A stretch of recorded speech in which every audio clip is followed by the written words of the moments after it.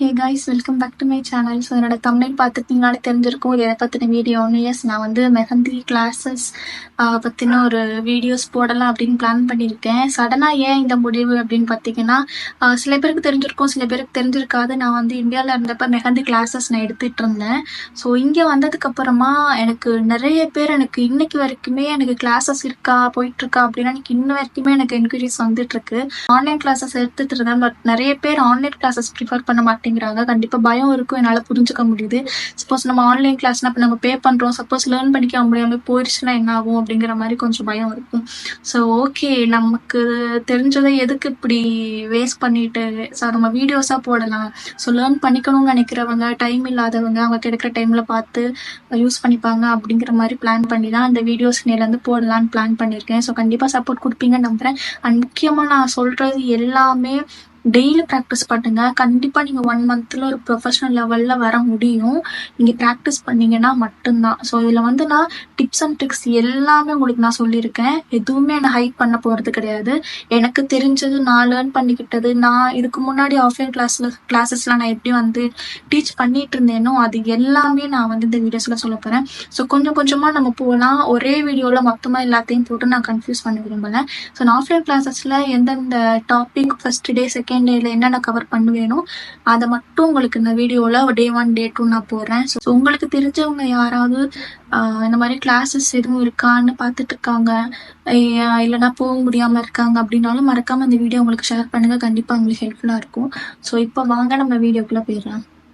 இப்போ நம்ம டே 1 போயிடலாம். இந்த வீடியோவை ஸ்கிப் பண்ணாமல் பாருங்கள், பிகாஸ் நான் நிறைய டிப்ஸ் அண்ட் ட்ரிக்ஸ் சொல்லியிருக்கேன். அது மட்டும்தான் உங்களுக்கு ஃபினிஷிங்கை உங்களுக்கு நீட்டாகவும் பர்ஃபெக்டாகவும் காட்டுறதுக்கு ஹெல்ப்ஃபுல்லாக இருக்க போகுது. ஓகே, ஃபர்ஸ்ட் எப்போவுமே நீங்கள் ஒரு ஃப்ரெஷ்ஷான ஒரு கோன் எடுக்கிறீங்க, கடையில் வாங்குகிற கோனாக இருந்தாலும் சரி, நீங்கள் ஹேண்ட்மேடாக நீங்கள் மேக் பண்ண கோனாக இருந்தாலும் சரி, எப்போவுமே எடுத்ததும் நீங்கள் கிளைண்ட்டோட கையிலையோ இல்லை நீங்கள் ப்ராக்டிஸ் பண்ணுறீங்கன்னா உங்கள் பேப்பர்லேயோ நீங்கள் வச்சிடக்கூடாது. பிகாஸ் எப்போவுமே நம்ம பேஸ்ட் ஃபர்ஸ்ட் டைம் நம்ம எடுக்கிறப்போ இன்னும் ட்ரையாக இருக்கும். அப்படி இல்லைன்னா பேஸ்ட் வெளியே வராது. அப்படி இல்லைன்னா உங்களுக்கு வர்றது ரொம்பவே டார்க் ப்ரௌன் கலரில் இருக்கும். ஸோ அந்த மாதிரி வரக்கூடாது. ஸோ எப்போவுமே இந்த வீடியோவில் நான் உங்களுக்கு காமிக்கிற மாதிரி கொஞ்சம் பேஸ்ட்டு ஃபஸ்ட்டில் உங்களுக்கு அந்த டிப்பில் இருக்க பேஸ்ட்டை மட்டும் உங்கள் ஃபிங்கர்ஸ்லையோ அப்படி இல்லைன்னா அந்த மாதிரி பேப்பர்லேயோ டிஷ்யூ பேப்பர்லேயோ ஒரு கொஞ்சம் உங்களுக்கு அந்த ஃப்ளோ கரெக்டாக வர்ற வரைக்கும் வெளியே எடுத்து விட்டுருங்க. அண்ட் செகண்ட் ஸ்டெப் ரொம்ப முக்கியமானது, கோன் ஹேண்ட்லிங். இது நிறைய பேருக்கு கன்ஃபியூஸாக இருக்குது, எப்படி பிடிக்கிறது, எங்கே பிடிக்கிறது அப்படிங்கிறது. ஸோ இந்த வீடியோவில் நான் என்ன காமிக்கிறேனோ அதை அப்படியே ஃபாலோ பண்ணுங்கள். நீங்கள் வேறு மாதிரி பிடிச்சிங்க, உங்களுக்கு வர்ற மாதிரி பிடிச்சிங்கன்னா உங்களால் எல்லா டிசைன்ஸுமோ அப்படி இல்லைன்னா மைன்யூட் ஒர்க்ஸோ ஹெவி ஒர்க்ஸோ உங்களால் போட முடியாது. இதில் நான் காமிக்கிற மாதிரி நீங்கள் பிடிச்சா மட்டும்தான் நீங்கள் எந்த டிசைன் கொடுத்தாலுமே பர்ஃபெக்ட் அண்ட் நீட்டாக நீங்கள் போட முடியும். ஓகே, இப்போது இந்த middle finger, index finger and thumb finger தான் உங்களோட கோனோட ஸ்டாண்டு. ஸோ உங்களோட தம் ஃபிங்கர் தான் pressure point and middle finger and index ஃபிங்கருக்கு சென்டரில் தான் நீங்கள் கோனை ப்ளேஸ் பண்ணி வைக்க போகிறீங்க.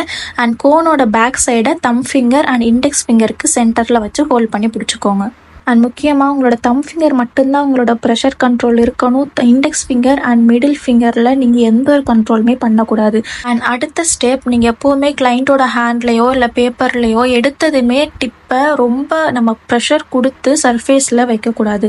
அதில் 2 தான் ஆகும். ஒன்று உங்களோட டிப் டேமேஜ் ஆகும், அப்படி இல்லைன்னா உங்களுக்கு கோன் வெளியே வராது.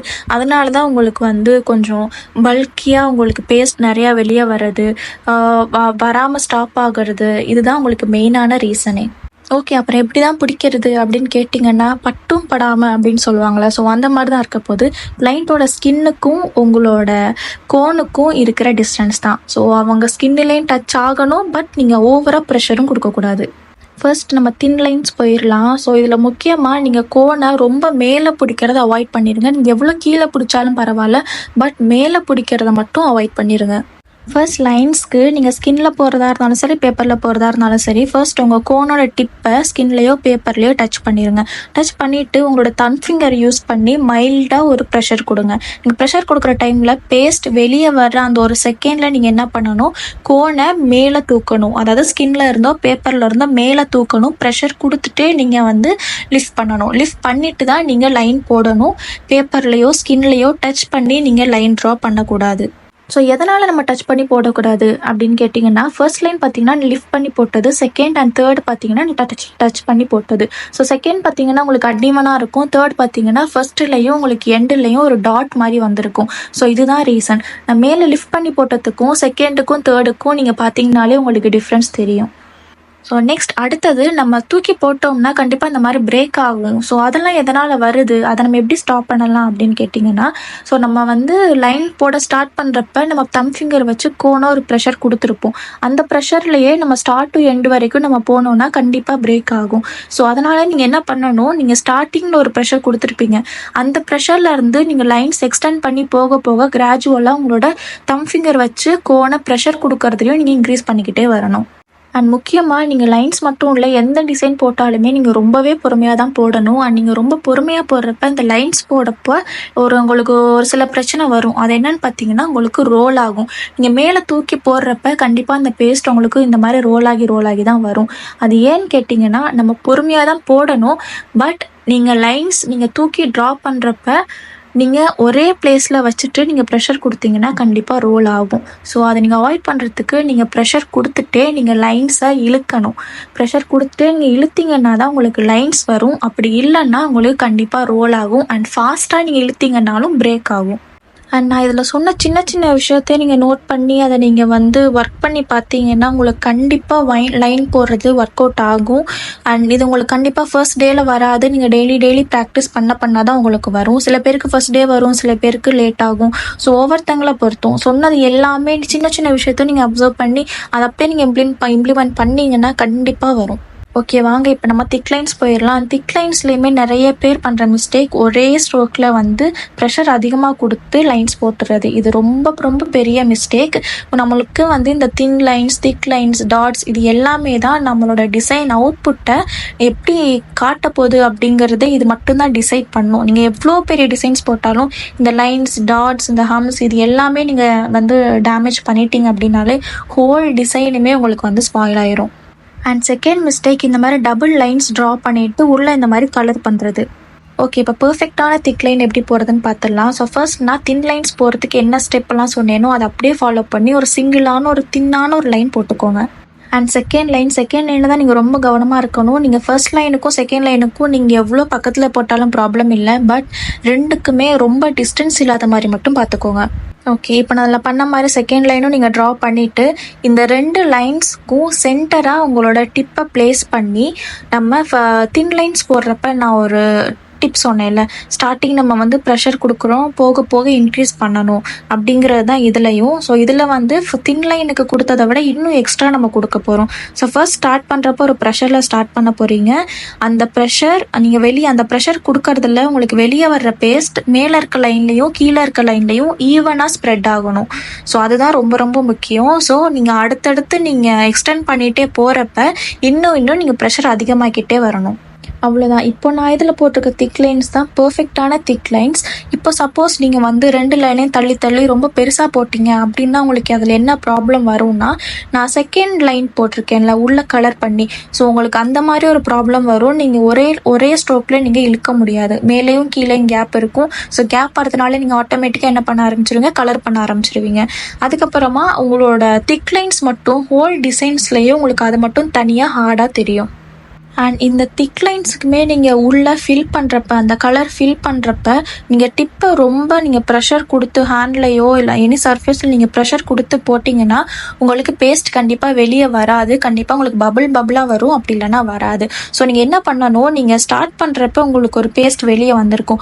ஸோ உங்களோட சர்ஃபேஸுக்கும் அந்த பேஸ்ட்டுக்கும் சென்டராக நீங்கள் டிப்பை வச்சு நீங்கள் ப்ரெஷர் கொடுத்துட்டே வரணும். கொஞ்சம் கொஞ்சமாக நீங்கள் விட்டு கூட நீங்கள் எடுத்துக்கலாம். பட் நீங்கள் ரொம்ப தூக்கவும் கூடாது. அந்த நம்ம ஆல்ரெடி இருக்க பேஸ்ட்டை விட மேலே தூக்கவும் கூடாது. சர்ஃபேஸில் நம்ம டிப்பை ரொம்ப ப்ரெஷர் கொடுத்து போடவும் கூடாது. ஸோ மேலேயும் இல்லாமல் கீழேயும் ரொம்ப டச் பண்ணாமல் சர்ஃபேஸுக்கும் பேஸ்ட்டுக்கும் சென்டரில் நம்மளோட டிப் இருந்து நீங்கள் ப்ரெஷர் கொடுத்துட்டு இழுத்துட்டு வரணும். ஸோ கண்டிப்பாக நீங்கள் அதை ப்ராக்டிஸ் பண்ணி பாருங்கள். சில பேருக்கு வந்து ஃபர்ஸ்ட் அட்டம்ப்ட்லேயும் வரும், செகண்ட் அட்டம்ப்ட்லேயும் வரும், 1 டேயில் வரும், 2 டேயில் வரும். சில பேருக்கு 5 to 6 days, 1 week கூட ஆகும். பட் கண்டிப்பாக ப்ராக்டிஸ் முக்கியம். ப்ராக்டிஸ் இருந்தால் மட்டும்தான் வரும். பட் இன்னொரு விஷயம், நீங்கள் ஓவராக ப்ராக்டிஸ் பண்ணுறீங்க, நீங்கள் ஃபஸ்ட்டு டேலேயே ஒரு 50 times 60 times நீங்கள் வந்து போடுறீங்க அப்படின்னாலும் உங்களோட ஹேண்ட் உங்களோட கண்ட்ரோலில் இருக்காது. ஸோ நீங்கள் ஓவர் ப்ராக்டிஸையும் அவாய்ட் பண்ணிடுங்க. அதுக்காக ப்ராக்டிஸ் பண்ணாமலும் இருக்காதீங்க. ஸோ மேக்ஸிமம் நீங்கள் ஒரு பெர் டேக்கு நீங்கள் ஒரு மேக்ஸிமம் 2 hours மட்டும் ப்ராக்டிஸ் பண்ணுங்கள். காலையில் ஒரு 1/2 hour or 1 hour, இல்லைன்னா ஈவினிங் ஒரு 1/2 hour or 1 hour. உங்களுக்கு இது மட்டுமே போதுமானது. ஸோ நீங்கள் ஒரு 10 to 15 times நீங்கள் போட்டு பார்த்துட்டீங்க அப்படின்னாலே உங்களுக்கே வந்து புரிஞ்சிடும் எப்படி போடணும் அப்படிங்கிறது. ஸோ உங்களுக்கு இந்த வீடியோ புரிஞ்சிருக்கும் அப்படின்னு நம்புகிறேன். கண்டிப்பாக ப்ராக்டிஸ் பண்ணி பாருங்கள். அண்ட் நெக்ஸ்ட் Day 2ல் இப்போ வந்து நம்ம ஹம்ஸ் பார்த்துடலாம். நம்ம ப்ரொஃபஷ்னல்ஸ்லாம் வந்து ரொம்ப மைன்யூட்டாக, ரொம்ப தின்னாக பிரிண்ட் பண்ண மாதிரி வந்து இந்த மாதிரி ஹம்ஸ் எல்லாமே ட்ரா பண்ணுவாங்க. அதெல்லாம் எப்படி போடலாம் அப்படிங்கிறது உங்களுக்கு நான் Day 2ல் சொல்கிறேன். ஸோ கண்டிப்பாக இந்த வீடியோ பார்த்து நான் சொன்ன எல்லாத்தையுமே இம்ப்ளிமெண்ட் பண்ணி பாருங்கள். கண்டிப்பாக நீங்கள் 1 monthலேயே நீங்கள் பண்ணிடலாம். பட் ப்ராக்டிஸ் மட்டும் விட்டுறாதீங்க. ஸோ இந்த வீடியோ நான் இதோட எண்ட் பண்ணிக்கிறேன். ஸோ செகண்ட் வீடியோவுக்கு வெயிட் பண்ணுங்கள். இந்த வீடியோ உங்களுக்கு தெரிஞ்சவங்களுக்கும் ஷேர் பண்ணி விடுங்க. கண்டிப்பாக அவங்களுக்கும் யூஸ்ஃபுல்லாக இருக்கும். ஸோ அது வரைக்கும் இந்த வீடியோவை நான் எண்ட் பண்ணிக்கிறேன். Tata, bye and take care. And முக்கியமாக கீப் ப்ராக்டிஸிங்.